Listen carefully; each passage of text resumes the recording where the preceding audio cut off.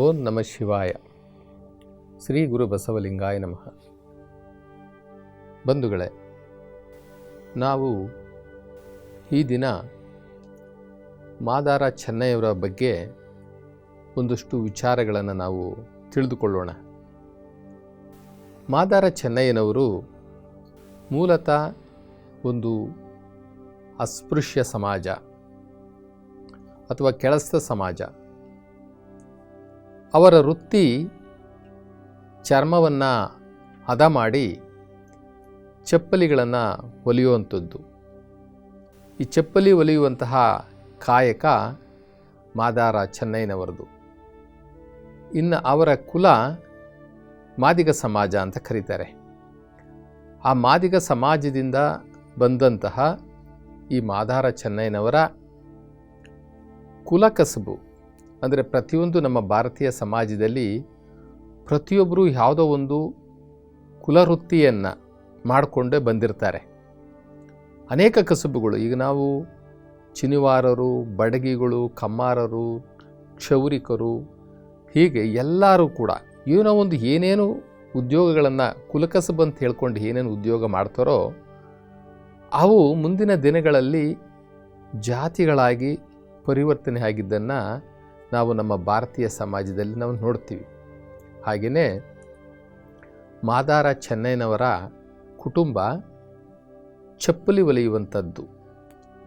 ಕೆಲವು ಕಡೆ ಚಪ್ಪಲಿ ಅಂತಾರೆ, ಕೆಲವು ಕಡೆ ಹೆಕ್ಕಡ ಅಂತ ಅಂತಾರೆ, ಇನ್ನು ಕೆಲವು ಕಡೆ ಅದನ್ನು ಬೇರೆ ಬೇರೆ ರೀತಿಯಲ್ಲಿ ಕರೀತಾರೆ.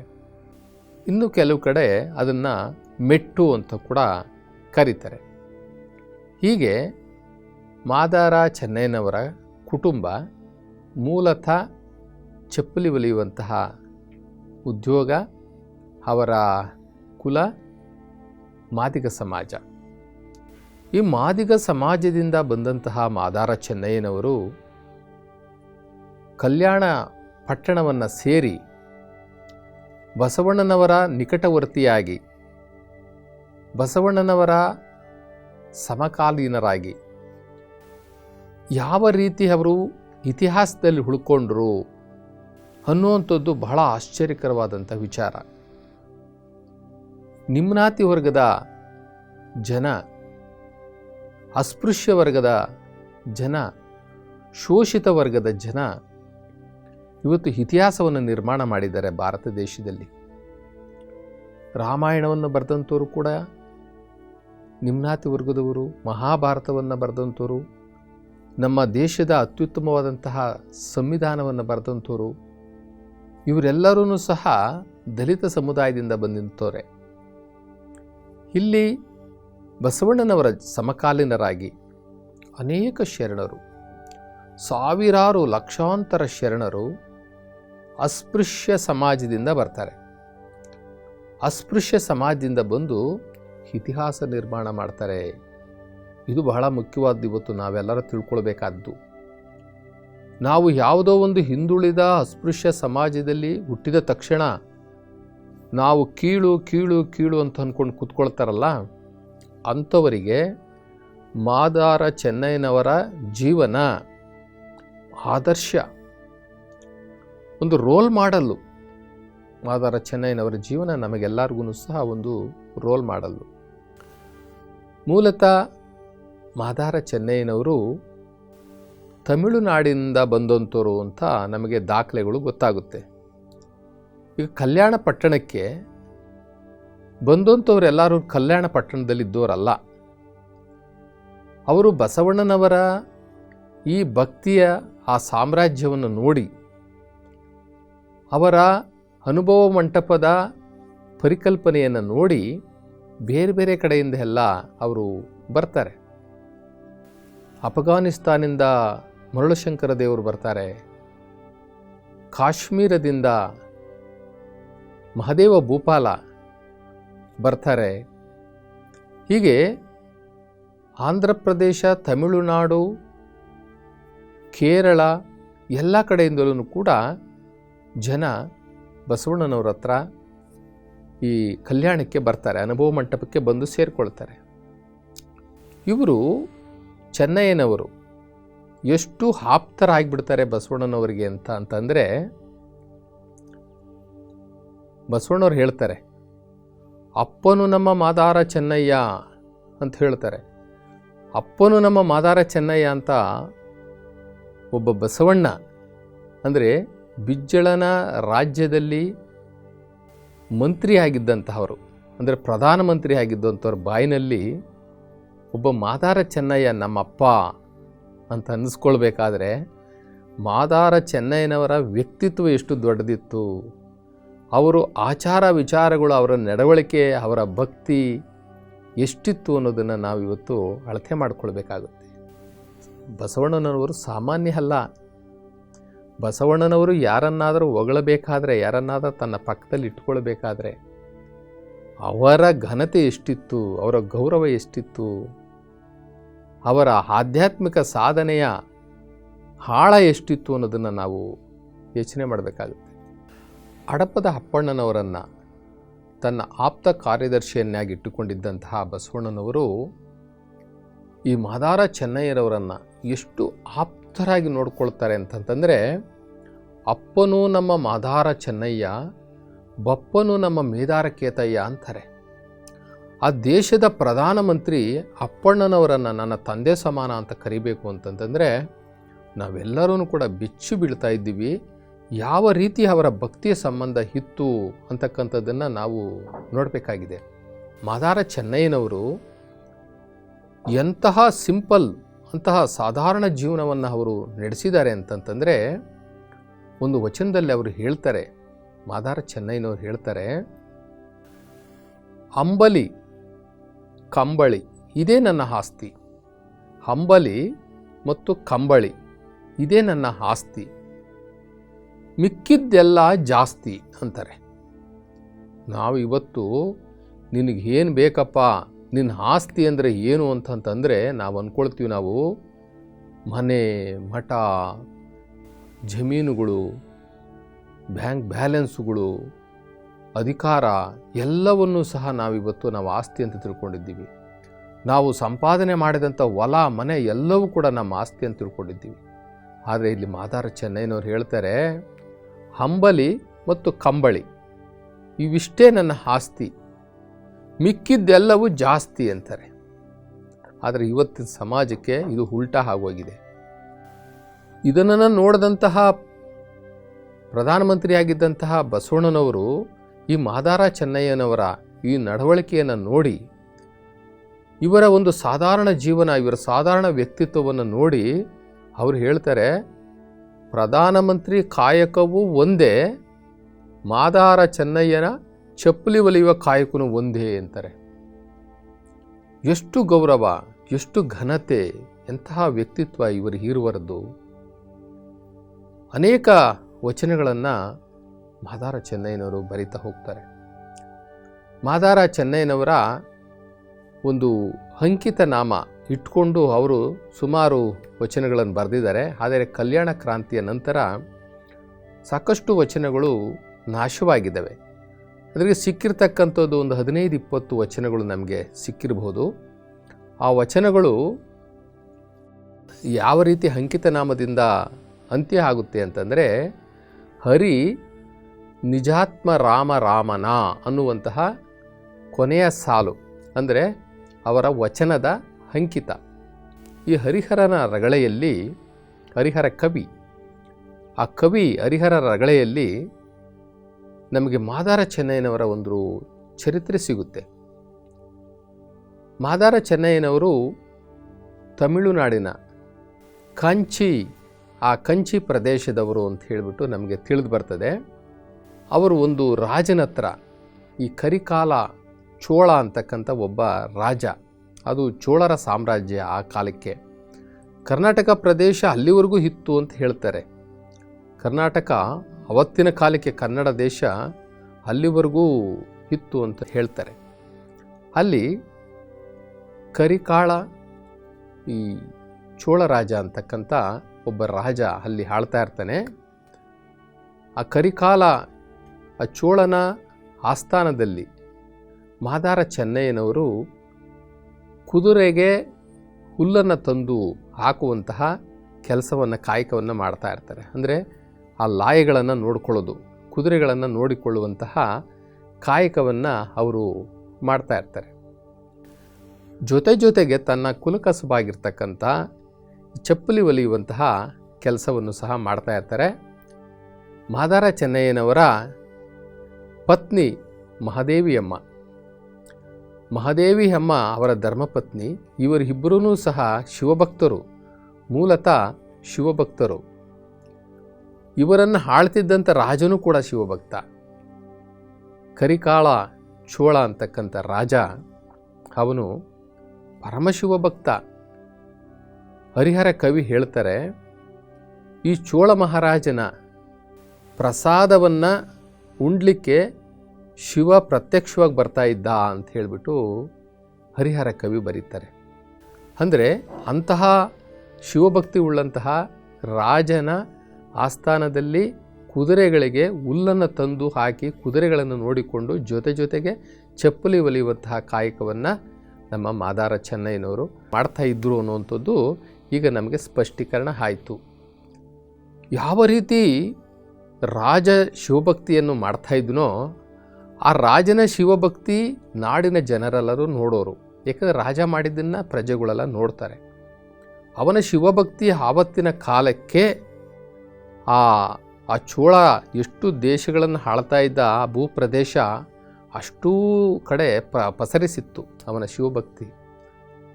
ಅದೇ ರೀತಿ ನಮ್ಮ ಮಾದಾರ ಚೆನ್ನಯ್ಯನವರು ಸಹ ಶಿವಭಕ್ತಿಯನ್ನು ಮಾಡ್ತಾಯಿದ್ರು. ಅಂದರೆ ಗುಪ್ತ ಶಿವಭಕ್ತಿ, ಯಾರಿಗೂ ತಿಳಿಯದಂತೆ, ಅಂದರೆ ಯಾರಿಗೂ ತೋರಿಸಿಕೊಳ್ಳದಂತೆ ಬಹಳ ಆಳವಾದಂತಹ ಗಂಭೀರವಾದಂಥ ಶಿವಭಕ್ತಿಯನ್ನು ಮಾದಾರ ಚೆನ್ನಯ್ಯನವರು ಮಾಡ್ತಾಯಿದ್ರು ಅನ್ನೋಂಥದ್ದನ್ನು ಹರಿಹರ ಕವಿ ಬರ್ಕೊಂಡು ಹೋಗ್ತಾರೆ. ಒಂದು ಸಲ ಆ ಪರಮಾತ್ಮ ಶಿವ ಈ ಚೋಳ ಮಹಾರಾಜನ ಆ ನೈವೇದ್ಯವನ್ನು ಸವಿತಾ ಇದ್ರಲ್ಲ, ಆ ಶಿವ ಒಂದು ಸಲ ಈ ರಾಜನು ನೀಡಿದಂತಹ ಈ ಅಮೃತ ಸಮಾನವಾದಂತಹ ಈ ಪಂಚಾಮೃತ ಈ ಅನ್ನವನ್ನು ನಾನು ಊಟ ಮಾಡ್ತಾ ಇದ್ದೀನಿ, ಈ ಪ್ರಸಾದವನ್ನು ಸ್ವೀಕಾರ ಮಾಡ್ತಾ ಇದ್ದೀನಿ. ಆದರೆ ಇವನು ರಾಜ, ಈ ರಾಜನ ಆಸ್ಥಾನದಲ್ಲಿ ಇದ್ದುಕೊಂಡೇ ಕುದುರೆಗಳ ಪೋಷಣೆಯನ್ನು ಮಾಡಿಕೊಂಡು ಕುದುರೆಗಳಿಗೆ ಹುಲ್ಲನ್ನು ತಂದು ಹಾಕುವಂಥ ಕಾಯಕವನ್ನು ಮಾಡಿಕೊಂಡಿರ್ತಕ್ಕಂಥ ಇನ್ನೊಬ್ಬ ಪರಮ ಶಿವಭಕ್ತ, ಯಾರಿಗೂ ತೋರಿಸಿಕೊಳ್ಳದಂತೆ ಇರ್ತಕ್ಕಂಥ ಆ ಶಿವಭಕ್ತ ಮಾದಾರ ಚೆನ್ನಯ್ಯ. ಮಾದಾರ ಚೆನ್ನಯ್ಯನ ಭಕ್ತಿಯನ್ನು ಸಹ ಒಂದು ಸಲ ನಾನು ಈ ಜಗತ್ತಿನ ಜನಕ್ಕೆ ತೋರಿಸ್ಬೇಕು ಅಂಥೇಳಿ ಪರಮಾತ್ಮ ಶಿವ ಏನು ಮಾಡ್ತಾನೆ ಅಂತಂದರೆ, ಒಂದು ದಿನ ಮಹಾದೇವಿ ಅಮ್ಮ ಮತ್ತು ಮಾದಾರ ಚೆನ್ನಯ್ಯನವರ ಮನೆಗೆ ಬರ್ತಾನಂತೆ. ಬಂದು ಕೇಳ್ತಾನಂತೆ, ನಾವು ಇವತ್ತು ನಿಮ್ಮ ಮನೆಯಲ್ಲಿ ಪ್ರಸಾದ ಮಾಡಬೇಕು ಅಂಥೇಳಿ. ಆವಾಗ ಅವರು, ಅಯ್ಯೋ ನಾವು ಪಾಮರರು, ನಾವು ನಿಮ್ನಾತಿ ವರ್ಗದ ಜನ, ನಾವು ಅಸ್ಪೃಶ್ಯ ಸಮಾಜ, ನಾವು ಹಿಂದುಳಿದ ಸಮಾಜ, ನಾವು ಮಾದಿಗ ಸಮಾಜ, ನಮ್ಮ ಮನೆಯಲ್ಲಿ ನೀವು ಮಹರ್ಷಿಗಳಾಗಿರ್ತಕ್ಕಂಥ ನೀವು ಪ್ರಸಾದ ಮಾಡೋದು ಅಂದರೆ ಹೇಗೆ? ಶಿವ ಒಂದು ಮಾರುವೇಷದಲ್ಲಿ ಬಂದಿರ್ತಾನಂತೆ. ಏನಾದರೂ ಮಾಡಿ ಇವತ್ತು ಮಾದಾರ ಚೆನ್ನಯ್ಯನ ಮನೆಯಲ್ಲಿ ಪ್ರಸಾದ ಸ್ವೀಕಾರ ಮಾಡಬೇಕು ಅಂತ ಹೇಳಿಬಿಟ್ಟು. ಅವಾಗ ಇವರು ಪರಿಪರಿಯಾಗಿ ಹೇಳ್ತಾರೆ, ಇಲ್ಲ, ನಾವು ಕೀಳು ಕುಲದವರು, ನಾವು ಮಾದಿಗ ಸಮಾಜ, ನಮ್ಮನ್ನು ಊರಿಂದ ಆಚೆ ಇಟ್ಟಿದ್ದಾರೆ, ನಾವು ಕೀಳು ಸಮಾಜ ಅಂಥೇಳಿ ನಮ್ಮ ಮನೆಯಲ್ಲಿ ನೀವು ಮಹರ್ಷಿಗಳಾಗಿರ್ತಕ್ಕಂಥ ನೀವು, ಜ್ಞಾನಿಗಳಾಗಿರ್ತಕ್ಕಂಥ ನೀವು ನಮ್ಮ ಮನೆಯಲ್ಲಿ ಪ್ರಸಾದ ಮಾಡೋದು ಅಂದರೆ ಹೇಗೆ?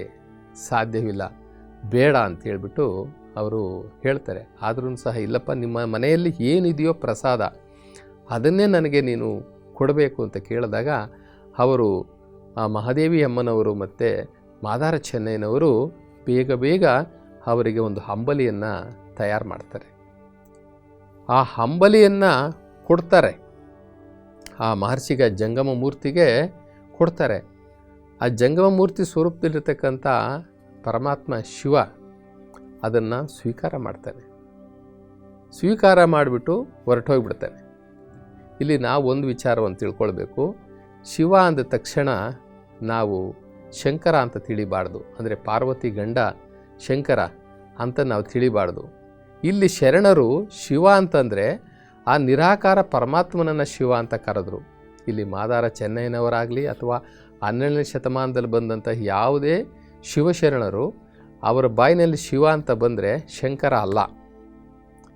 ಆ ನಿರಾಕಾರ ಪರಮಾತ್ಮ ಈ ಬ್ರಹ್ಮಾಂಡದಲ್ಲಿ, ಈ ಲಿಂಗದ ರೂಪದಲ್ಲಿರ್ತಕ್ಕಂಥ ಈ ಬ್ರಹ್ಮಾಂಡದಲ್ಲಿ ಬೆಳಕಿನ ರೂಪದಲ್ಲಿರ್ತಕ್ಕಂಥ ಆ ಪರಮಾತ್ಮನನ್ನು, ಆ ಜ್ಯೋತಿ ಸ್ವರೂಪವಾಗಿರ್ತಕ್ಕಂಥ ಆ ಪರಮಾತ್ಮನನ್ನು ಶಿವ ಅಂತ ಕರೆದ್ರೆ ಹೊರತು ಶಂಕರನನ್ನು ಶಿವ ಅಂತ ಬಸವಾದಿ ಶಿವಶರಣರು ಯಾರೂ ಸಹ ಕರೆದಿಲ್ಲ. ಅವರು ಆ ಥರ ಭಾವನೆಯೂ ಕೂಡ ಅವರು ಮಾಡ್ಕೊಂಡಿರಲಿಲ್ಲ.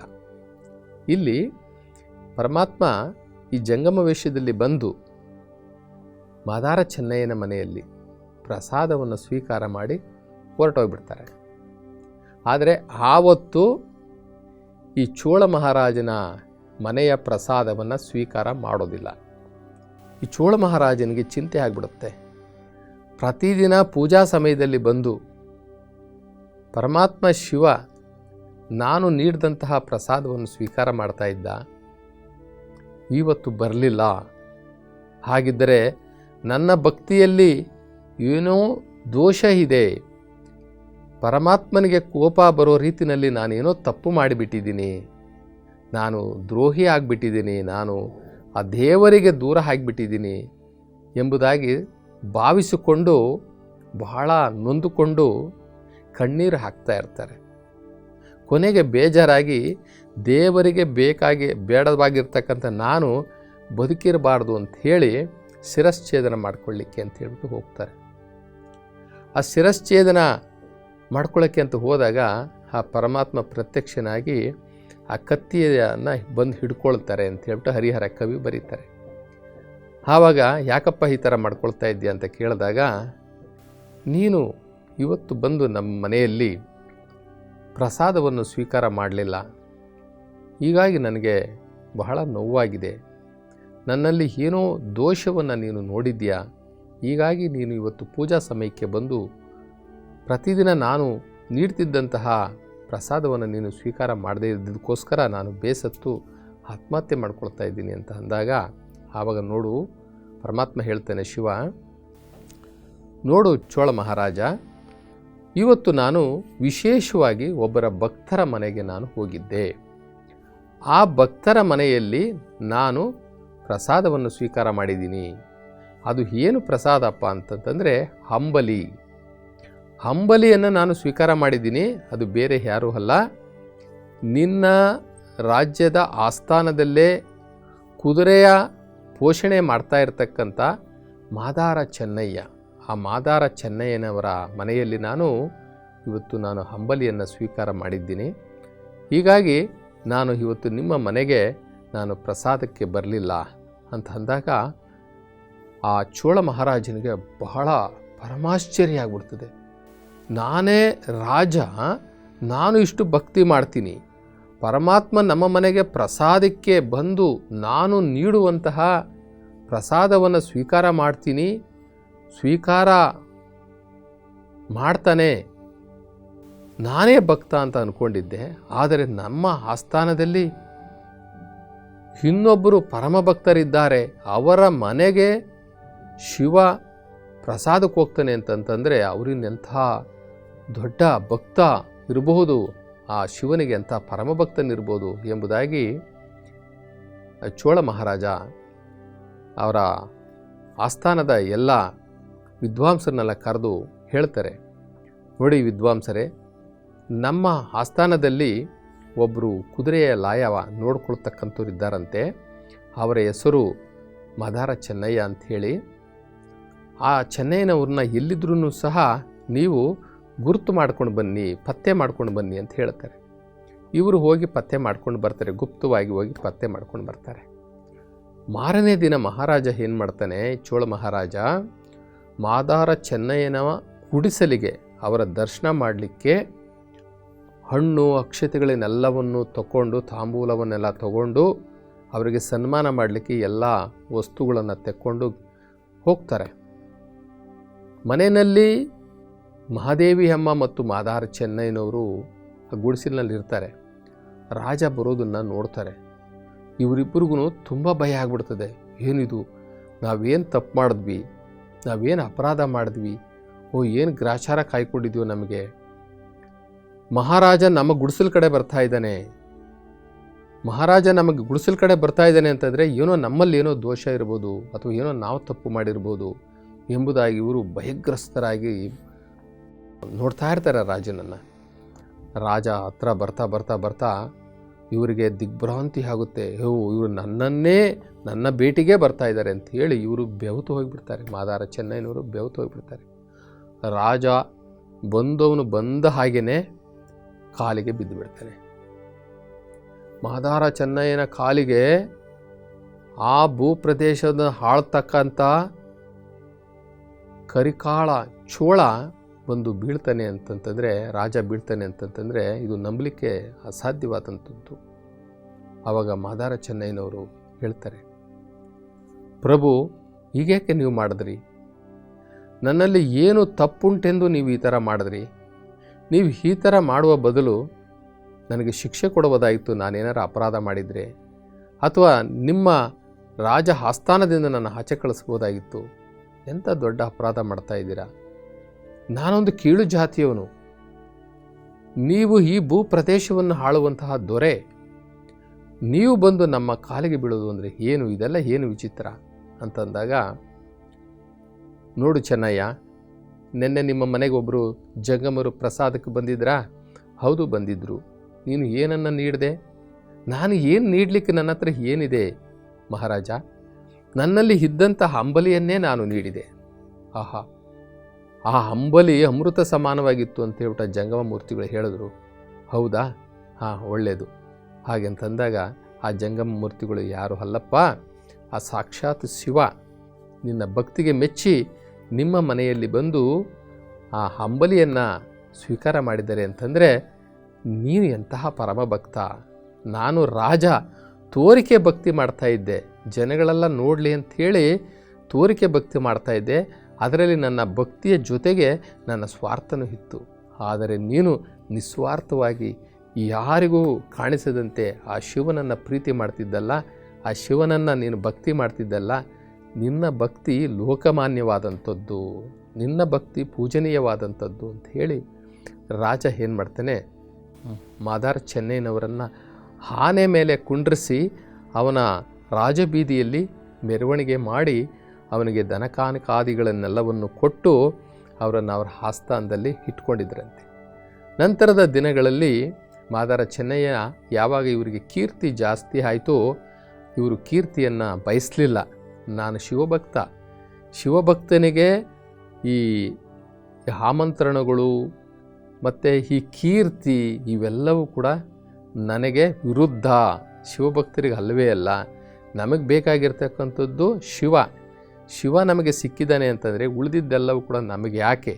ಅವರು ಮೊದಲೇ ಹೇಳ್ದಂಗೆ ಕಂಬಳಿ ಮತ್ತು ಹಂಬಲಿ ಇದೇ ನನಗೆ ಆಸ್ತಿ, ಉಳಿದಿದ್ದೆಲ್ಲವೂ ಜಾಸ್ತಿ ಅಂತ ಹೇಳ್ತಿದ್ದಂತಹ ಆ ಘೋಷಮಂತ್ರ ಏನಿತ್ತು, ಆ ಘೋಷಮಂತ್ರದ ಪ್ರಕಾರವಾಗಿ ಇವರು ಆ ರಾಜ್ಯವನ್ನು ಬಿಡಬೇಕಂತ ಹೇಳಿ ತೀರ್ಮಾನ ಮಾಡ್ತಾರೆ. ಆ ತೀರ್ಮಾನ ಮಾಡಿ ಈ ಕಲ್ಯಾಣದ ಕಡೆ ಬರ್ತಾರೆ. ಅಷ್ಟೊತ್ತಿಗಾಗಲೇ ಅವರಿಗೆ ಬಸವಣ್ಣನವರ ಎಲ್ಲ ಈ ಭಕ್ತಿ ಮಾರ್ಗದ ಈ ಅನುಭವ ಮಂಟಪದ ಎಲ್ಲ ವಿಚಾರಗಳು ತಿಳಿದಿರ್ತದೆ. ಆವಾಗ ಮಾದಾರ ಚೆನ್ನೈನವರು ಕಲ್ಯಾಣದ ಕಡೆಗೆ ನಡೆದು ಬರ್ತಾರೆ ಅಂತ ಹೇಳ್ಬಿಟ್ಟು ಹರಿಹರ ಕವಿ ಬರ್ಕೊಂಡು ಹೋಗ್ತಾರೆ. ಮಾದಾರ ಚೆನ್ನೈನವರು ಇಲ್ಲಿ ಅನುಭವ ಮಂಟಪಕ್ಕೆ ಬಂದ ಮೇಲೆ ಇವರ ಒಂದು ವ್ಯಕ್ತಿತ್ವವನ್ನು, ಇವರ ಭಕ್ತಿಯನ್ನು ನೋಡಿದಂತಹ ಬಸವಣ್ಣನವರು ಇವರನ್ನು ಗುರುತಿಸಿ ತಮ್ಮ ಬಳಿ ಇಟ್ಕೊಳ್ತಾರೆ. ಏನೇ ಕೆಲಸ ಮಾಡಬೇಕಾದ್ರೂ ಕೂಡ ಚೆನ್ನೈನವರನ್ನು ಕೇಳಿ ಬಸವಣ್ಣನವರು ಕೆಲಸ ಮಾಡ್ತಾಯಿದ್ರು. ಒಂದು ಕಡೆ ಬಸವಣ್ಣನವರು ಹೇಳ್ತಾರೆ, ನಡೆ ಚೆನ್ನ, ನುಡಿ ಚೆನ್ನ, ಪ್ರಮಥರೊಳಗೆ ಚೆನ್ನ, ಪುರಾತನರೊಳಗೆ ಚೆನ್ನ. ಇವರ ಮನೆಯ ಸವಿಯ ನೋಡಿ, ಇವರ ಹಂಬಲಿಯ ರುಚಿಯನ್ನು ನೋಡಿ ಕೂಡಲ ಸಂಗಮ ದೇವ ಬೇಕೆಂದು ಇವರಿಗೆ ಕೃಪೆಯನ್ನು ಮಾಡಿ ಈ ಮಾದಾರ ಚೆನ್ನಯ್ಯನನ್ನು ಆಶೀರ್ವದಿಸಿದ ಅಂತ ಹೇಳಿಬಿಟ್ಟು ಬಸವಣ್ಣನವರು ಅವರ ವಚನದಲ್ಲಿ ಬರೀತಾರೆ. ಪ್ರತಿಯೊಂದು ವಚನದಲ್ಲೂ ಕೂಡ ಮಾದಾರ ಚೆನ್ನಯ್ಯನವರನ್ನು ಹೊಗಳೋದು ಮಾದಾರ ಚೆನ್ನಯ್ಯನ ನಡೆ ಚೆನ್ನ, ನುಡಿ ಚೆಂದ ಹೀಗೆ ಹೇಳ್ಕೊತಾ ಹೋಗ್ತಾ ಇರ್ತಾರೆ. ಅವರನ್ನು ಜೊತೆಯಲ್ಲೇ ಇಟ್ಕೊಂಡು ಅವರ ಒಂದು ಎಲ್ಲ ಮಾಹಿತಿಗಳನ್ನು, ಅವರು ನೀಡುವಂತಹ ಸಲಹೆಗಳನ್ನು ಬಸವಣ್ಣನವರು ತಗೊಳ್ತಾ ಹೋಗ್ತಾರೆ. ನಂತರದ ದಿನಗಳಲ್ಲಿ ಅಲ್ಮ ಪ್ರಭುಗಳ ಒಂದು ಕ್ಷಮದಲ್ಲಿ ಅತಿ ದೊಡ್ಡ ವಚನಕಾರರಾಗಿ ಮಹಾದೇವಿ ಅಕ್ಕನವರು ಬಂದಂತಹ ಸಂದರ್ಭದಲ್ಲಿ ಮಾದಾರ ಚೆನ್ನಯ್ಯನವರು ಸಹ ಅಲ್ಲಿ ಅನುಭವ ಮಂಟಪದ ಒಂದು ಮುಖ್ಯಸ್ಥ ಸ್ಥಾನವನ್ನು ಅವರು ಗಳಿಸ್ಕೊಳ್ತಾರೆ. ಬಂಧುಗಳೇ, ಇವತ್ತು ನಾವು ಅಂದ್ಕೊಂಡಿದ್ದೀವಿ ಈ ಒಂದು ಬಸವ ಸಮಾಜ ಏನಿದೆ ಅಥವಾ ಬಸವ ಧರ್ಮ ಅಥವಾ ಶರಣ ಧರ್ಮ ಏನಿದೆ, ಈ ಧರ್ಮ ಮೇಲಸ್ಥ ಸಮುದಾಯದವರು ಕಟ್ಟಿದ್ರು ಅನ್ನುವಂತಹ ಒಂದು ಹೊಸ ತಿರುವನ್ನು ಇವತ್ತು ಪಡ್ಕೊಂಡಿರ್ಬೋದು. ನೋಡಿ, ಮೂಲತಃ ಈ ಶರಣ ಧರ್ಮವನ್ನು ಕಟ್ಟಿದಂಥವರು ಬೇರೆ ಯಾರೂ ದೊಡ್ಡ ಜಾತಿಯವರಲ್ಲ, ಎಲ್ಲ ಅಸ್ಪೃಶ್ಯ ಜಾತಿಯವರೇ. ಮೇದಾರ ಜಾತಿಯವರು, ಕುಂಬಾರ ಜಾತಿಯವರು, ಹೂಗಾರ ಜಾತಿಯವರು, ಗಾಣಿಗ ಜಾತಿಯವರು, ಕಮ್ಮಾರ ಜಾತಿಯವರು, ಚಮ್ಮಾರ ಜಾತಿಯವರು, ಒಕ್ಕಲಿಗ ಜಾತಿಯವರು, ಚಿನುವಾರ ಜಾತಿಯವರು, ಮಡಿವಾಳ, ಬಳೆಗಾರ, ದಕ್ಕಲಿಗ, ಹೀಗೆ ಸಣ್ಣ ಸಣ್ಣ ಸಮಾಜದವರು ಸೇರಿಕೊಂಡು ಅನುಭವ ಮಂಟಪವನ್ನು ಕಟ್ಟಿದ್ರು. ಸಣ್ಣ ಸಣ್ಣ ಸಮಾಜದವರು ಸೇರಿಕೊಂಡು ಶರಣ ಧರ್ಮವನ್ನು ಕಟ್ಟಿದ್ರು, ಬಸವ ತತ್ವವನ್ನು ಕಟ್ಟಿದ್ರು, ವಚನಗಳನ್ನು ಬರೆದರು. ಹೀಗಾಗಿ ಬಸವಣ್ಣನವರ ಏನು ಒಂದು ಕನಸಿತ್ತಲ್ಲ, ಈ ನಿಮ್ನಾತಿ ವರ್ಗದ, ಈ ಅಸ್ಪೃಶ್ಯ ವರ್ಗದ ಜನರನ್ನು ನಾವು ಸಮಾಜದ ಮುಖ್ಯವಾಹಿನಿಗೆ ತಂದು ಇವರನ್ನೆಲ್ಲ ಪ್ರಜ್ಞಾವಂತರನ್ನಾಗಿ ಮಾಡಿ, ಇವರನ್ನೆಲ್ಲ ವಿದ್ಯಾವಂತರನ್ನಾಗಿ ಮಾಡಿ, ಇವರನ್ನು ಜಗತ್ತಿನ ಜನಕ್ಕೆ ತಲುಪಿಸ್ಬೇಕು, ಇವರ ಕೀಳಿರಿಮೆಯನ್ನು ಹೋಗಲಾಡಿಸಿ ಇವರನ್ನೆಲ್ಲ ಪ್ರಬುದ್ಧರನ್ನಾಗಿ ಮಾಡಿ ವಿಶ್ವವನ್ನೇ ಇವರು ಹಾಳೋ ಥರ ಮಾಡಬೇಕು ಅನ್ನುವಂತಹ ಕನಸು ಬಸವಣ್ಣನರದ್ದಾಗಿತ್ತು. ಆ ಬಸವಣ್ಣನವರ ಕನಸಿಗೆ ಸಹಕಾರ ಕೊಟ್ಟಂಥವರು ಈ ನಿಮ್ನಾತಿ ವರ್ಗದ ಜನ. ನಾವು ಈ ಸಮಗಾರ ಸಮಾಜ ಅಂದರೆ ಚಪ್ಪಲಿ ಹೊಲಿಯುವಂಥ ಸಮಾಜದ ಹರಳೆಯನವರು ಇರ್ಬೋದು, ಕ್ಷೌರಿಕ ಕೆಲಸ ಮಾಡ್ತಕ್ಕಂಥ ಅಪ್ಪಣ್ಣನವರು ಇರ್ಬೋದು, ಚಪ್ಪಲಿ ಹೊಲಿಯುವ ಈ ಚೆನ್ನಯ್ಯ ಇರ್ಬೋದು, ಗಜೇಶ ಮಸಣಯ್ಯನವರು, ಚಂದಯ್ಯನವರು, ತುರುಗಾಯಿ ರಾಮಣ್ಣ, ಈ ಮುಕ್ತಿನಾಥಯ್ಯನವರು, ಮೋಳಿಗೆ ಮಾರಯ್ಯನವರು, ಇನ್ನೊಬ್ಬರು ಮರುಳಶಂಕರ ದೇವರು ಅಂಥೇಳಿ ಅವರು ಅಫ್ಘಾನಿಸ್ತಾನದಿಂದ ಬರ್ತಾರೆ, ಅವರು ಡಕ್ಕೆಯ ಬೊಮ್ಮಣ್ಣನಿರ್ಬೋದು, ಒಕ್ಕಲಿಗರ ಮುದ್ದಣ್ಣ ಇರ್ಬೋದು, ಕುರುಬ ಗೊಲ್ಲಾಳ, ಇವರೆಲ್ಲರೂ ಸಹ ಅಸ್ಪೃಶ್ಯ ಸಮಾಜದವರು. ಇವರೆಲ್ಲ ಬಸವಣ್ಣನವ್ರ ಹತ್ರ ಬಂದು ವಿದ್ಯೆಯನ್ನು ಕಲಿತು, ಅದು ಎಂತಹ ವಿದ್ಯೆ? ಆಧ್ಯಾತ್ಮಿಕ ವಿದ್ಯೆ, ಆತ್ಮ ಮತ್ತು ಪರಮಾತ್ಮನ ಸಂಬಂಧವನ್ನು ಅರಿಯುವಂತಹ ವಿದ್ಯೆ. ಇಂತಹ ವಿದ್ಯೆಯನ್ನು ಕಲಿತು ವಚನಗಳನ್ನು ಬರೆದು ಇವತ್ತು ಲೋಕಮಾನ್ಯರಾಗ್ತಾರೆ. ನೋಡಿ, ಯಾವುದೇ ಶರಣರ ಒಂದು ಕಾರ್ಯಕ್ರಮ ನಡಿಬೇಕಾದ್ರೆ ಈ ಶರಣ ಧರ್ಮದಲ್ಲಿ ಒಂದು ಹಾಡನ್ನು ಕಡ್ಡಾಯವಾಗಿ ಹಾಡಲೇಬೇಕು. ಯಾಕೆ ಅಂತಂದರೆ ಈ ಶರಣ ಧರ್ಮ ನಿರ್ಮಾತೃಗಳು, ಶರಣ ಧರ್ಮದ ಫೌಂಡೇಶನ್ನೇ ಅಸ್ಪೃಶ್ಯ ಸಮಾಜ, ಹಿಂದುಳಿದ ಸಮಾಜ, ಶೋಷಿತ ಸಮಾಜ, ವಲಯರು, ಮಾದಿಗರು ಅಂತ ನಾವೇನು ಕರಿತೀವಲ್ಲ, ಆ ರೀತಿಯ ನಿಮ್ನಾತಿ ವರ್ಗದ ಸಮಾಜದವರೇ ಈ ಬಸವ ಸಮಾಜವನ್ನು ಕಟ್ಟಿದ್ದು, ಬಸವ ಧರ್ಮವನ್ನು ಕಟ್ಟಿದ್ದು, ಶರಣ ಧರ್ಮವನ್ನು ಕಟ್ಟಿದ್ದು. ಇದು ಅವರ ಆಸ್ತಿ, ಹಿಂದುಳಿದ ವರ್ಗದವರ ಆಸ್ತಿ ಅಂತಂದರೆ ವಚನ ಸಾಹಿತ್ಯ. ಅವರ ಧರ್ಮ ಅಂತಂತಂದರೆ ಶರಣ ಧರ್ಮ. ಆದರೆ ಇವತ್ತಿನ ಹಿಂದುಳಿದ ವರ್ಗದ ಈ ಅಸ್ಪೃಶ್ಯ ಸಮಾಜ ಯಾಕೋ ಈ ಶರಣ ಧರ್ಮದ ಕಡೆ, ಈ ಬಸವ ತತ್ವದ ಕಡೆ, ಬಸವಣ್ಣವ್ರ ಕಡೆ ಬರ್ತಾ ಇಲ್ಲ, ಸ್ವಲ್ಪ ದೂರ ಉಳಿದಿದ್ದಾರೆ. 12ನೇ ಶತಮಾನದಲ್ಲಿ ಈ ಹಿಂದುಳಿದ ವರ್ಗದ ಅಸ್ಪೃಶ್ಯ ಸಮಾಜದ ಪೂರ್ವಿಕರು, ಆ ಶರಣರು, ಆ ಪೂರ್ವ ಶರಣರು ಕಟ್ಟಿರ್ತಕ್ಕಂಥ ಒಂದು ಏಕೈಕ ಧರ್ಮ, ಇಡೀ ನಮ್ಮ ದೇಶದಲ್ಲಿ ದಲಿತರಿಂದ ನಿರ್ಮಾಣ ಆಗಿರ್ತಕ್ಕಂಥ ಒಂದು ಧರ್ಮ ಅಂತ ಇದ್ದರೆ ಅದು ಶರಣ ಧರ್ಮ, ಬಸವ ಧರ್ಮ.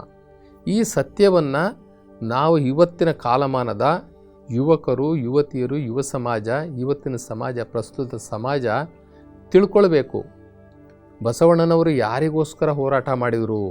ಬಸವಣ್ಣನವರು ಯಾರಿಗೋಸ್ಕರ ತನ್ನ ಪ್ರಧಾನಮಂತ್ರಿಯ ಪಟ್ಟವನ್ನು ತೊರೆದು ತನ್ನ ರಕ್ತ ಕಣದಲ್ಲೂ ಕೂಡ ಮಿಡಿತದ ರೂಪದಲ್ಲಿ ದಲಿತರ ಉದ್ಧಾರಕ್ಕೋಸ್ಕರ, ಅವರ ಕಲ್ಯಾಣಕ್ಕೋಸ್ಕರ ಬಸವಣ್ಣನವರು ಎಂತೆಂಥ ತ್ಯಾಗ ಮಾಡಿದ್ರು? ಯಾವ ರೀತಿಯಲ್ಲಿ ಈ ನಿಮ್ನಾತಿ ವರ್ಗದವರನ್ನು ಗುರುತಿಸಿ ಅವರಿಗೆ ಆತ್ಮಸ್ಥೈರ್ಯವನ್ನು ತುಂಬಿದ್ರು. ಇವೆಲ್ಲವನ್ನು ಕೂಡ ನಾವಿವತ್ತು ಚಿಂತನೆ ಮಾಡಬೇಕಾಗಿದೆ. ಬುದ್ಧ, ಬಸವ, ಅಂಬೇಡ್ಕರ್ ಈ 3 ಜನ, ಈ ತ್ರಿಮೂರ್ತಿಗಳು ನಮಗೆ ಬ್ರಹ್ಮ ವಿಷ್ಣು ಮಹೇಶ್ವರ ಇದ್ದರೂ ಏನೋ ನಮಗೆ ಗೊತ್ತಿಲ್ಲ. ಆದರೆ ಈ ಮಣ್ಣಲ್ಲಿ ಹುಟ್ಟಿ ನಮಗೆ ಈ ಎಲ್ಲ ದಿಗ್ದರ್ಶನವನ್ನು ನೀಡಿಸಿದಂತಹ ಬುದ್ಧ, ಬಸವ, ಅಂಬೇಡ್ಕರ್ ಈ 3 ಜನ ಇಡೀ ನಮ್ಮ ಭಾರತೀಯ ಸಮಾಜಕ್ಕೆ ದೇವರುಗಳು ಸರಿಸಮಾನವಾಗಿದ್ದಾರೆ. ಅವರು ನಾವು ಅಂತಹ ಒಂದು ಧರ್ಮವನ್ನು ರಚನೆ ಮಾಡಿರ್ತಕ್ಕಂಥ ನಮ್ಮ ಪೂರ್ವಿಕರನ್ನು ನೆನಿಬೇಕು, ಪೂರ್ವಿಕರನ್ನು ಹಾಡಬೇಕು, ಪೂರ್ವಿಕರನ್ನು ನಾವು ಪ್ರಾರ್ಥನೆ ಮಾಡಬೇಕು. ಆಗ ನಾವು ಅವರ ಒಂದು ಸಂತಾನ, ಅವರ ಒಂದು ಸಂತತಿಯಾಗಿ ನಾವು ಧನ್ಯರಾಗ್ತೀವಿ ಬಂಧುಗಳೇ. ನೋಡಿ, ಇಲ್ಲಿ ಒಂದು ಹಾಡಿದೆ, ಭಜನೆ ಹಾಡು ಎಷ್ಟು ಚೆನ್ನಾಗಿದೆ ಅಂತಂತಂದರೆ, ಶರಣರ ನೆನೆದು ಭಜನೆ ಮಾಡೋಣ, ಭಾವ ತುಂಬಿ ಹಾಡುತ್ತಾ ಭವವನ್ನು ಗೆಲ್ಲೋಣ, ಕಲ್ಯಾಣ ಪರುಷ ಸೂಸಿದ ಸಂತಸ, ನಾಡಿನ ಹರುಷ ಶ್ರೀ ಗುರು ಬಸವೇಶ, ಶರಣರ ನೆನೆದು ಭಜನೆ ಮಾಡೋಣ. ಅಲ್ಲಮ ಪ್ರಭುದೇವ ಹಂಚಿದ ಅನುಭವ, ಪರಿಹರಿಸು ಈ ಭಾವ ನೀಡಮೆಗೆ ಹಬವ, ಶರಣರ ನೆನೆದು ಭಜನೆ ಮಾಡೋಣ. ಅಡಪದ ಅಪ್ಪಣ್ಣ ದಿವ್ಯ ಜ್ಞಾನಿ ಚನ್ನ ಬಸವಣ್ಣ, ಮಹಾಯೋಗಿ ಅಜಗಣ್ಣ ಕರ್ಮಯೋಗಿ ಸಿದ್ದರಾಮಣ್ಣ, ಶರಣರ ನೆನೆದು ಭಜನೆ ಮಾಡೋಣ. ಮಾದಾರ ಚೆನ್ನಯ್ಯ ಡೋಹಾರ ಕಕ್ಕಯ್ಯ, ಮಡಿವಾಳ ಮಾಚಯ್ಯ ಅಂಬಿಗರ ಚೌಡಯ್ಯ, ಶರಣರ ನೆನೆದು ಭಜನೆ ಮಾಡೋಣ. ಆಯ್ದಕ್ಕಿ ಮಾರಯ್ಯ ಕುಂಬಾರ ಗುಂಡಯ್ಯ, ಮೇದಾರ ಕೇತಯ್ಯ ನುಲಿಯ ಚಂದಯ್ಯ, ಶರಣರ ನೆನೆದು ಭಜನೆ ಮಾಡೋಣ. ಗಜೇಶ ಮಸಣಯ್ಯ ಸಮಗಾರ ಹರಳಯ್ಯ, ರಾಯಸದ ಮಂಚಣ್ಣ ತುರುಗಾಯಿ ರಾಮಣ್ಣ, ಶರಣರ ನೆನೆದು ಭಜನೆ ಮಾಡೋಣ. ಎಚ್ಚರಿಕೆ ಕಾಯಕದ ಮುಕ್ತಿನಾಥಯ್ಯ, ಮೋಳಿಗೆ ಮಾರಯ್ಯ ಮರುಳಾ ಶಂಕರ ದೇವ, ಶರಣರ ನೆನೆದು ಭಜನೆ ಮಾಡೋಣ. ಡಕ್ಕೆಯ ಬೊಮ್ಮಣ್ಣ ಒಕ್ಕಲಿಗ ಮುದ್ದಣ್ಣ, ಕುರುಬಾಗೊಲ್ಲಾಳೇಶ ಶರಣ ವೇಮನ, ಶರಣರ ನೆನೆದು ಭಜನ ಮಾಡೋಣ. ಆಯ್ದಕ್ಕಿ ಲಕ್ಕಮ್ಮ ಅಡಪಾದ ಲಿಂಗಮ್ಮ, ವೀರಮಾತೆ ನಾಗಮ್ಮ ನೀಲಲೋಚನೆ ಗಂಗಮ್ಮ, ವೈರಾಗ್ಯ ನಿಧಿ ಹಕ್ಕ ವ್ಯಸನಳಿದ ಮುಕ್ತಾಯಕ್ಕ, ಶರಣೆ ಬೂಂತಾದೇವಿ ಹೇಮರೆಡ್ಡಿ ಮಲ್ಲಮ್ಮ, ಶರಣರ ನೆನೆದು ಭಜನೆ ಮಾಡೋಣ. ಭಾವ ತುಂಬಿ ಹಾಡುತ್ತಾ ಭವವನ್ನು ಗೆಲ್ಲೋಣ.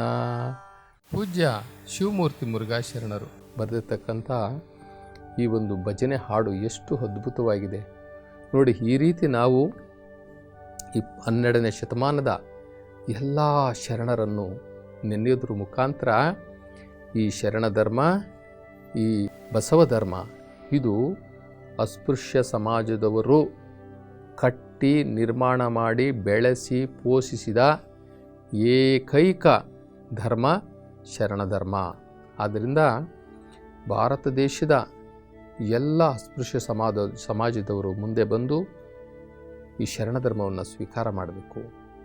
ಬಸವಣ್ಣನವರು ಕೊಟ್ಟಂತಹ ಇಷ್ಟಲಿಂಗವನ್ನು ಪೂಜೆ ಮಾಡಬೇಕು.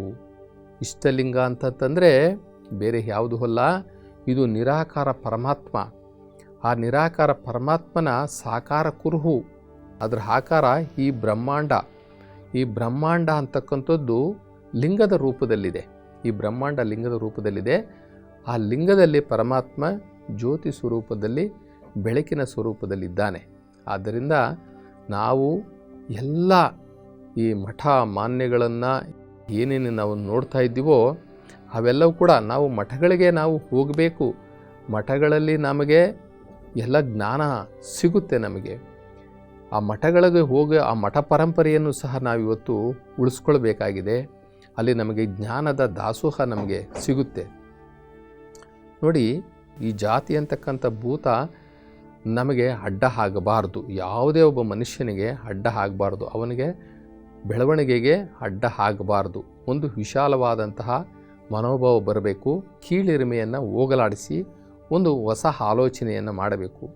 ಈ ಜಾತಿಹೀನನ ಮನೆಯ ಜ್ಯೋತಿತಾಹೀನವೇ, ಜಾತಿ ವಿಜಾತಿ ಹೀನಬೇಡ, ದೇವನೊಲಿದಾತನೇ ಜಾತ ಸರ್ವಜ್ಞ ಅಂತ ಹೇಳ್ಬಿಟ್ಟು ಸರ್ವಜ್ಞ ಮೂರ್ತಿ ಹೇಳ್ತಾರೆ.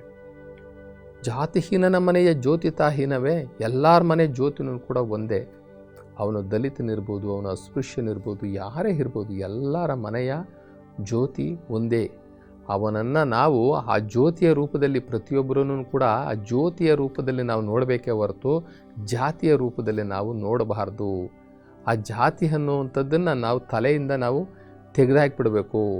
ಇಲ್ಲಿ ಮಾದಾರ ಚೆನ್ನಯ್ಯನವರು ಹೇಳ್ತಾರೆ, ಆಚಾರವೇ ಕುಲ, ಅನಾಚಾರವೇ ಒಲೆ ಅಂತ ಹೇಳ್ತಾರೆ.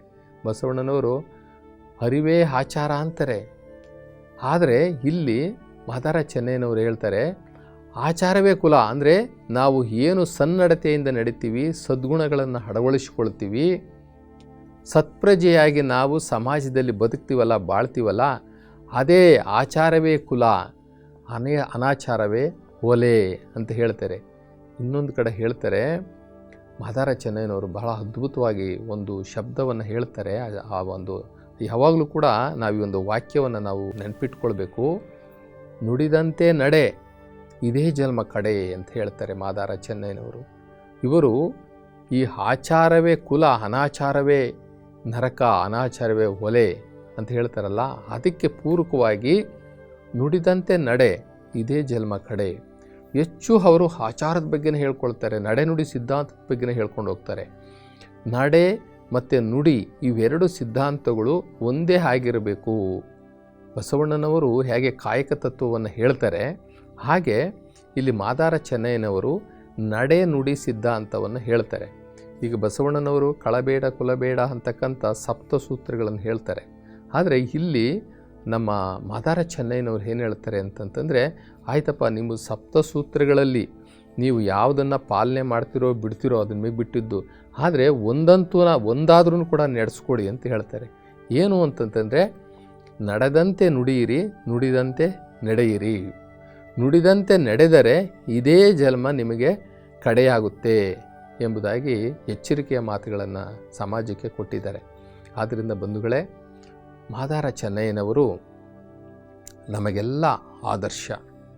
ಮಾದಾರ ಚೆನ್ನಯ್ಯನವರು ಒಂದು ಅಸ್ಪೃಶ್ಯ ಮಾದಿಗ ಸಮಾಜದಲ್ಲಿ ಹುಟ್ಟಿ ಚಪ್ಪಲಿ ಹೊಲಿಯುವಂತಹ ಕಾಯಕವನ್ನು ಮಾಡಿ, ಆ ಚಪ್ಪಲಿಯ ಹೊಲಿಯುವಂತಹ ಕಾಯಕಕ್ಕೆ ದೈವತ್ವವನ್ನು ತುಂಬಿದಕ್ಕೋಸ್ಕರ ಇಲ್ಲಿ ಅಪ್ಪ ಬಸವಣ್ಣ ಏನು ಮಾಡಿದ್ರು ಅಂತಂದರೆ, ನನ್ನ ಪ್ರಧಾನಮಂತ್ರಿ ಹುದ್ದೆನೂ ಒಂದೇ, ಮಾದಾರ ಚೆನ್ನಯ್ಯ ಆ ಭಕ್ತಿಯಿಂದ ವೃತ್ತಿ ಮಾಡ್ತಾರಲ್ಲ, ಆ ಕುಲಕಸಬು ಮಾಡ್ತಾರಲ್ಲ, ಅದೂ ಕೂಡ ಒಂದೇ ಎಂಬುದಾಗಿ ಅಂತಾರೆ. ಇಲ್ಲಿ ಕಾಯಕ ಸಮಾನತೆಯನ್ನು ಸಹ ಶರಣರು ಹೇಳ್ತಾ ಇದ್ದಾರೆ.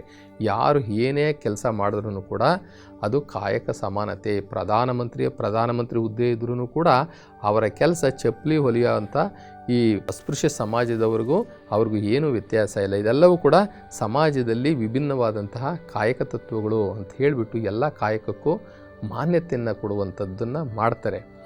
ಹಿಂದುಳಿದ ಸಮಾಜದಲ್ಲಿ ಹುಟ್ಟಿದೆ ಅನ್ನುವಂತಹ ಈ ಕೀಳಿರಿಮೆಯನ್ನು ಯಾರು ಕಿತ್ತು ಬಿಸಾಕ್ತಾರೆ ಅವರು ಏನಾದರೂ ಜೀವನದಲ್ಲಿ ಸಾಧನೆ ಮಾಡ್ತಾರೆ.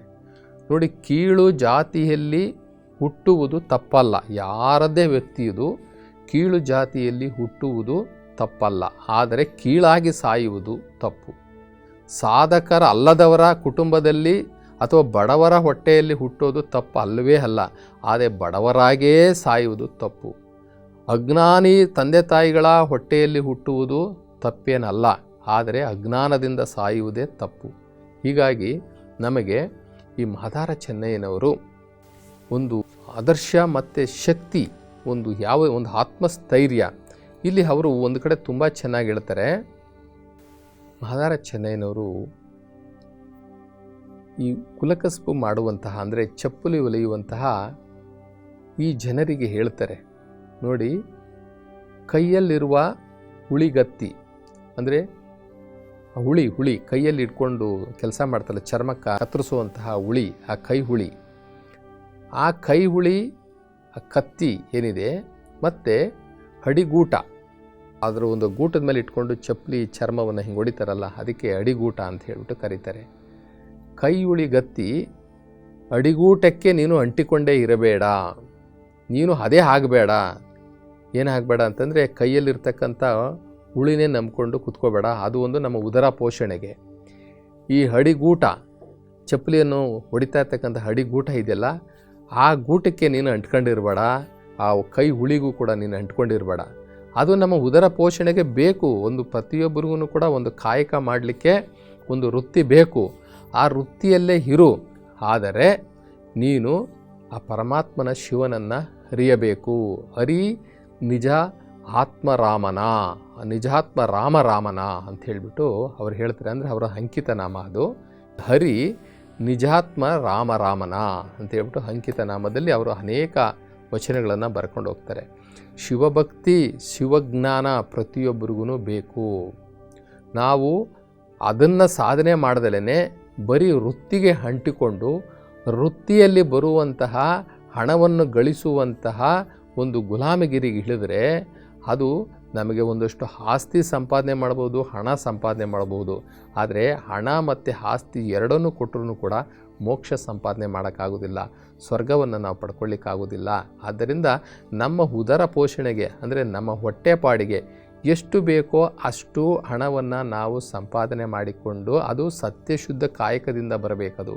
ಅಲ್ಲಿ ಯಾವುದೇ ಲಂಚದ ಹಣ ಇರಬಾರ್ದು. ಸತ್ಯಶುದ್ಧ ಕಾಯಕದಿಂದ ಸಂಪಾದನೆ ಮಾಡಿದಂತಹ ಹಣವನ್ನು ನಾವು ಈ ಉದರ ಪೋಷಣೆಗೆ ನಾವು ಬಳಸಿಕೊಂಡು ಉಳಿದಿದ್ದನ್ನು ದಾಸೋಹ ಮಾಡಬೇಕು ಅಂತ ಹೇಳ್ತಾರೆ. ದಾಸೋಹ ಮಾಡುವುದರ ಮುಖಾಂತರ ನಮಗೆ ಈ ಸಮಾಜಕ್ಕೆ ನಾವು ಸಹ ಏನಾದರೂ ಒಂದು ಸಹಾಯ ಮಾಡಬೇಕು. ಜೊತೆಗೆ ನಮ್ಮ ಆತ್ಮ ಸಾಕ್ಷಾತ್ಕಾರವನ್ನು ನಾವು ಮಾಡಿಕೊಳ್ಬೇಕು, ಮುಕ್ತಿ ಮಾರ್ಗವನ್ನು ಪಡ್ಕೊಳ್ಬೇಕು. ಪರಮಾತ್ಮ ಶಿವನನ್ನು ನಮ್ಮ ಜೀವಿತ ಕಾಲದಲ್ಲೇ ಅರಿತುಕೊಳ್ಳಬೇಕು. ನಮ್ಮ ಕಾಯಕದ ಜೊತೆಗೆ ಅಂತ ಹೇಳ್ತಾರೆ. ಬರೀ ಕೈ ಹುಳಿ ಗಟ್ಟಿಯಾಗಿರಬೇಡ, ಅಥವಾ ಅಡಿ ಗೂಟವಾಗಿ ನೀನು ಇರಬೇಡಪ್ಪ. ನೀನು ಹರಿಯಬೇಕು, ಆ ಪರಮಾತ್ಮ ಶಿವನನ್ನು ನೀನು ನಿನ್ನ ಜೀವಿತ ಕಾಲದಲ್ಲಿ ಹರಿಯಬೇಕು. ಮೋಕ್ಷವನ್ನು ನೀನು ಪಡೆದುಕೊಳ್ಳಬೇಕು. ಮೋಕ್ಷವನ್ನು ಪಡೆದುಕೊಳ್ಳದೆ ನೀನು ಬರೀ ಹಣ ಸಂಪಾದನೆಗೆ ಅಥವಾ ನಾನು ಕಾಯಕ ಮಾಡ್ತೀನಿ ಕಾಯಕದ ಹಿಂದೆ ಬಿದ್ದು ನೀನು ಕೈಯಲ್ಲಿರ್ತಕ್ಕಂಥ ಹುಳಿಯಾಗೆ ಉಳಿತೀಯ, ಅಥವಾ ಆ ಅಡಿಗೂಟವಾಗಿ ಇರ್ತೀಯ ಹೊರತು ನೀನು ಶಿವನಿಗೆ ತಲುಪೋದಿಲ್ಲ, ಶಿವ ನಿನ್ನನ್ನು ಸ್ವೀಕಾರ ಮಾಡೋದಿಲ್ಲ. ಆದ್ದರಿಂದ ನಿನ್ನ ಕರ್ತವ್ಯದ ಜೊತೆಗೆ ಆತ್ಮ ಸಂಶೋಧನೆ, ಸ್ವರ್ಗಪ್ರಾಪ್ತಿಯ ಕಾರ್ಯವನ್ನು ತಾನು ಮಾಡ್ಕೊಳ್ಬೇಕು. ಸದಾ ಶಿವನ ಜ್ಞಾನ, ಶಿವನ ಮಹಿಮೆ, ಶಿವನ ಪಾರಾಯಣ, ಶಿವಭಕ್ತಿ, ಶಿವಪೂಜೆ, ಲಿಂಗಪೂಜೆ ಇವೆಲ್ಲವನ್ನು ಸಹ ಕಡ್ಡಾಯವಾಗಿ ಮಾಡಬೇಕಂತ ಹೇಳಿ ನಮ್ಮ ಮಾದಾರ ಚೆನ್ನೈನವರು ಈ ದೇಶಕ್ಕೆ, ಈ ರಾಜ್ಯಕ್ಕೆ, ಅಥವಾ ಈ ಅಸ್ಪೃಶ್ಯ ಸಮಾಜಕ್ಕೆ, ಇಡೀ ಈ ಜಗತ್ತಿನ ಜನಕ್ಕೆ ಅವರು ಕಾಯಕವನ್ನು ಕೂಡ ಪ್ರೀತಿ ಮಾಡಿರಿ, ಅದೇ ರೀತಿ ಪರಮಾತ್ಮನನ್ನು ಕೂಡ ಪ್ರೀತಿ ಮಾಡಿರಿ, ಆ ಶಿವನನ್ನು ನಂಬ್ರಿ, ಶಿವಪೂಜೆಯನ್ನು ಮಾಡಿಕೊಳ್ಳಿ ಅಂತ ಹೇಳಿರ್ತಕ್ಕಂಥ ಆ ಆದೇಶವನ್ನು ನೀವೆಲ್ಲರೂ ಪಾಲಿಸುವುದರ ಮುಖಾಂತರ ನಾವು ಆ ಮಾದಾರ ಚೆನ್ನಯ್ಯನವರ ಆ ಭಕ್ತಿ ಪ್ರಧಾನವಾದಂತಹ ಸಂತತಿಯ ಮಕ್ಕಳಾಗಿ ನಾವೆಲ್ಲರೂ ಉಳ್ಕೊಳ್ಳೋಣ ಅಂತ ಹೇಳ್ತಾ, ಇವತ್ತು ನಾವು ಮಾದಾರ ಚೆನ್ನಯ್ಯನವರ ಒಂದು ಸಂಕ್ಷಿಪ್ತವಾದಂತಹ ವಿಚಾರವನ್ನು ನಾವು ತಿಳ್ಕೊಂಡಿದ್ದೀವಿ. ಮುಂದಿನ ದಿನಗಳಲ್ಲಿ ಇನ್ನೂ ಹೆಚ್ಚು ವಿಚಾರಗಳನ್ನು ತಿಳಿದುಕೊಳ್ಳುವಂತಹ ಪ್ರಯತ್ನ ಮಾಡೋಣ. ಎಲ್ಲರಿಗೂ ಶರಣಾರ್ಥಿ.